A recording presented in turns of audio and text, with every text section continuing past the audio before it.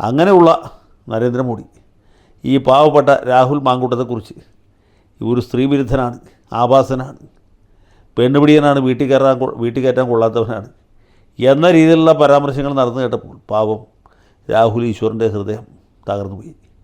അദ്ദേഹം പറഞ്ഞു, നരേന്ദ്രമോദിയെ പോലെ ഒരാളിൽ ഞാനിത് ഒരിക്കലും പ്രതീക്ഷിച്ചല്ല. മോഡിജി ഇങ്ങനെയുള്ള വാക്കുകളൊക്കെ ഉപയോഗിക്കുമ്പോൾ സൂക്ഷിക്കണം. ഒരു പാവപ്പെട്ട ചെറുപ്പക്കാരൻ, അവിവാഹിതൻ, കല്യാണം ആലോചിച്ചുകൊണ്ടിരിക്കുന്ന ഒരാൾ, അദ്ദേഹത്തെക്കുറിച്ച് ഇന്ത്യ പ്രധാനമന്ത്രി ഇങ്ങനെ പറഞ്ഞാൽ ഈ ചെറുക്കന് പെണ്ണ് കെട്ടാൻ പോലും ബുദ്ധിമുട്ടാവും. മാത്രമല്ല അദ്ദേഹത്തിൻ്റെ ദുഷ്പേരിന് ഇപ്പം തന്നെ ധാരാളം കളക്കം വന്നു കഴിഞ്ഞു. അത് ഇനിയും വർദ്ധിക്കും.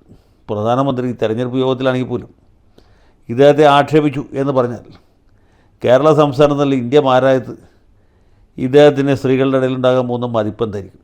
അദ്ദേഹത്തെക്കുറിച്ച് ഇപ്പോഴുള്ള മതിപ്പിന് എന്തുമാത്രം കോട്ടം സംഭവിക്കും? അത് ആലോചിക്കേണ്ടായിരുന്നു. അതുകൊണ്ട് രാഹുൽ ഈശ്വറിൻ്റെ വേദനിക്കുന്ന ഹൃദയം നരേന്ദ്രമോദിയോട് അഭ്യർത്ഥിക്കുകയാണ്.